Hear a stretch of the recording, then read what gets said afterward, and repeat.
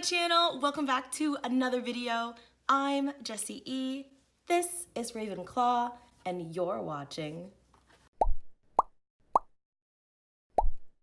In June, my good friend Rhiannon from Crescent Moon Reads and I announced that we were starting a non-binary book club. Both of us are non-binary, and we really wanted to create this book club to spotlight and hype books that have non-binary protagonists. It was really important to both of us because we're both non-binary, and we wanted to start a book club where non-binary people can finally get to read books about themselves as the main characters, the stars of a story. And on the plus side, it's a really fantastic way for our allies and for people who are learning about what it means to be non-binary and gender non-conforming to be able to participate and to start growing even more in their knowledge. So the very first book that we picked was I Wish You All the Best by Mason Deaver, which is about a 17-year-old individual named Ben who is kicked out of their house after coming out to their parents as non-binary. Ben then moves in with their sister who they've been estranged from for over 10 years and has to start a new school where they meet Nathan, who is this very much wild card of a boy, and the two of them begin to fall for one another.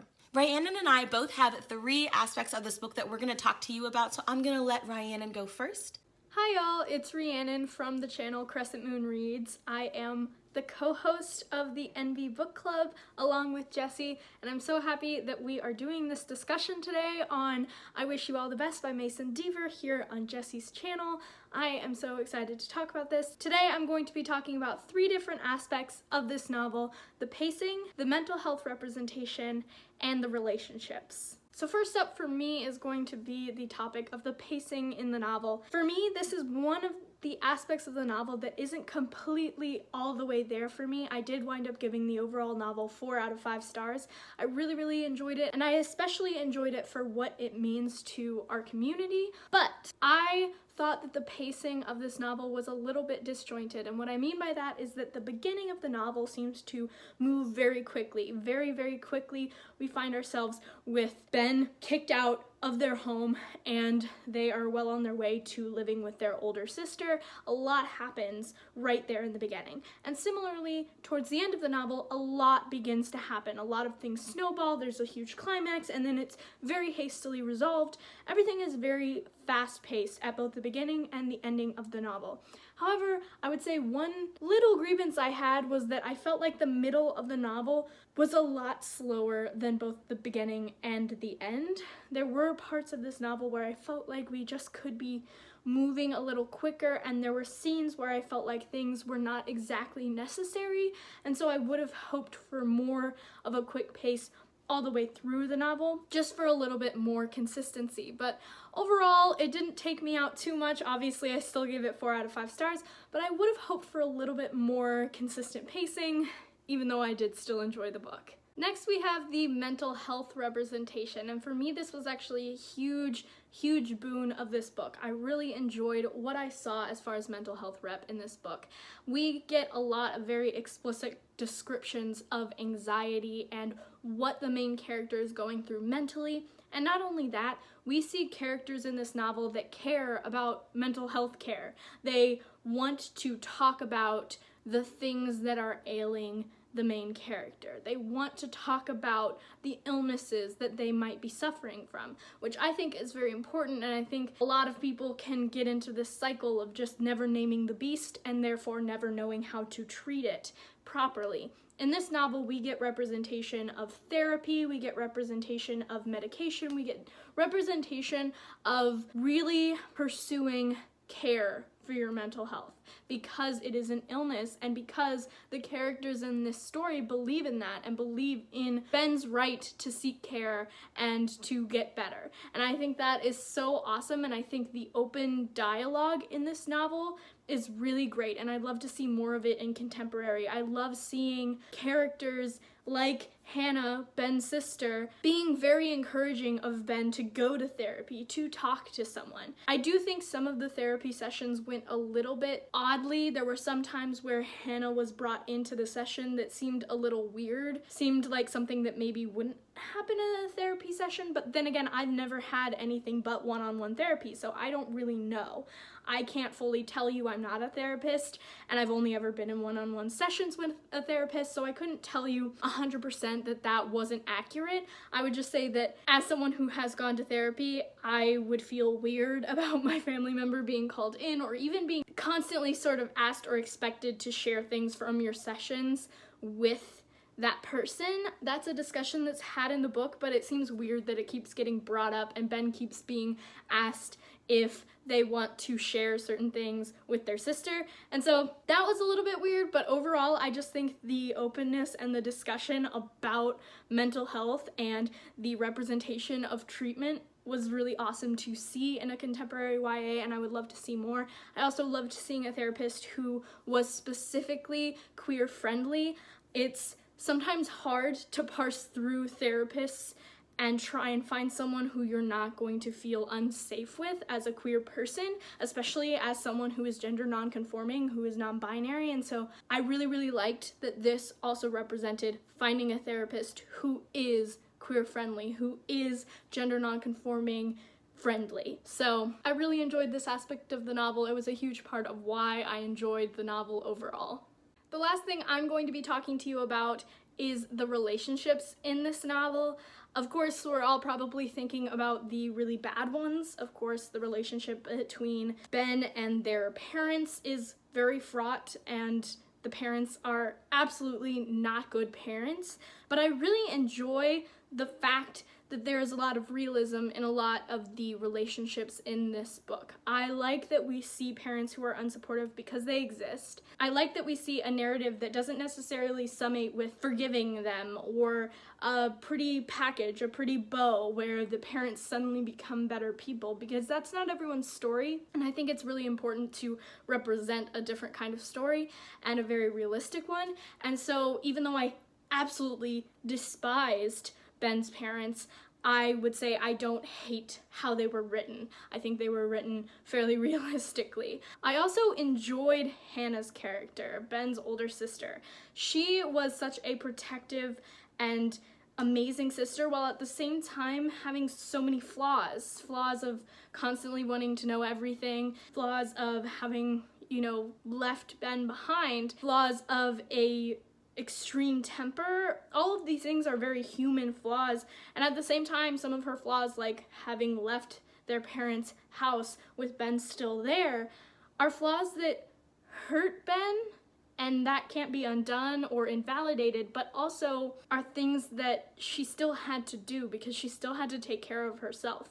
There's such a nuanced middle space there where you can't necessarily sacrifice yourself to take care of or just even commiserate with or stay with someone, even in a situation as hard as that. But it doesn't stop the fact that when you do take those steps to take care of yourself because you have to, it affects that person. Those two things can both exist and be valid. Neither one of you has to be fully wrong or fully evil or any of those things. And I love that that's discussed in this novel, because I think that's a very, very real, nuanced thing that happens in a lot of relationships. I also absolutely loved Hannah's husband. So supportive and kind, and I love how both of them are just trying their best and being very honestly caring about Ben and their well-being and what they need to feel comfortable and safe. And I love that we have those relationships juxtaposed against the realistic but really hard and painful relationship between Ben and their parents, because I think that it's nice to have both, so it's not all doom and gloom, but it's also realistic. And then of course, there are two more relationships that I have to touch on at least, even though my favorite relationships to really read in this novel were absolutely the family ones. I did really enjoy Nathan and Ben's relationship. It was cute, it was touching, it was very, very nice, and a breath of fresh air against sort of the more tumultuous things happening in Ben's life. I thought that it was a little bit of a fast burn as far as romance goes, but I still thought it was super cute, and I ship it, and I hope they are living their best lives because they deserve it all and more. And I love how Nathan is so accepting and wonderful and kind, and honestly, Nathan is just the best boy. And then we have Miriam, who was a wonderful non-binary sort of role model to Ben, and I really liked seeing another non-binary character in the narrative where we have two different non-binary people talking to each other and sharing experience and kind of having one be a little bit further on their journey of knowing themselves and being able to kind of share some of that wisdom with a person who is a little bit newer to gender expression and gender identity. And so I really loved their relationship. I thought it was wonderful and really, really just a nice thing to see. To not have the one non-binary main character be the only non-binary character in the narrative was really meaningful to me. So yeah, I really loved the relationships in this novel. I thought that was another very strong part of this book. Okay, so I'm going to be talking to you about the plot, the characters, and the non-binary representation. I liked the plot. It was very simplistic and crisp. This book really is just about a non-binary person finding themselves and finding their chosen family and working through their trauma. And I really didn't think the plot needed to be all more dramatic than that. It's absolutely a character-driven story. We get to focus a lot on the characters that are interacting throughout this book.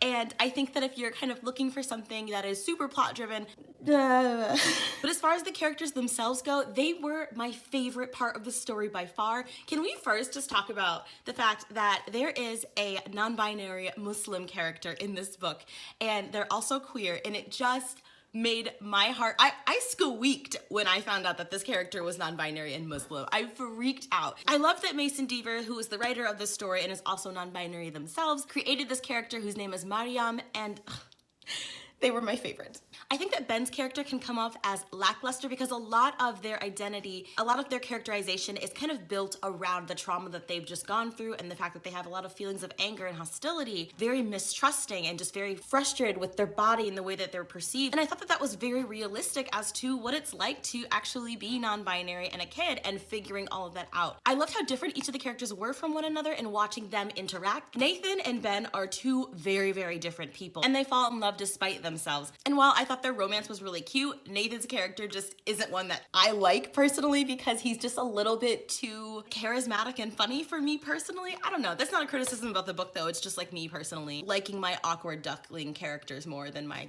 like cool kid characters, you know? I can't say enough that I thought these characters were fantastic, although I do think that because the writing wasn't very descriptive, it wasn't very rich in the sense of establishing like these settings and the emotions playing out on a character's face and what these characters are wearing. It makes it a little bit difficult to know these characters outside of Ben themselves. But because Mason chose to focus more so on Ben's characterization, I think the non-binary rep was really able to shine. I love that Ben talks so much about having to come out to literally every person that you care about. When you're non-binary, that means you're constantly coming out of the closet because everybody assumes that you are cisgender. And so that means that every time you get close to somebody, you eventually have to be like, oh, hey, these are my pronouns and this is who I am. And that can be really difficult. That's something that I struggle with to this day. I hate having to come out to people. I just wish that people would ask pronouns right away once getting to know somebody. Every non-binary person is different. And it was really great watching Ben figure out what their identity was in terms of how to express themselves and what clothes made them feel good. I also liked the representation for asexuality because Ben is totally on the ace spectrum. Overall, I think that the characters and the non-binary representation were the strongest parts of this book for me, and probably my favorite parts too. Overall, I gave this book a 3 out of 5 stars, which I know is gonna shock a lot of you,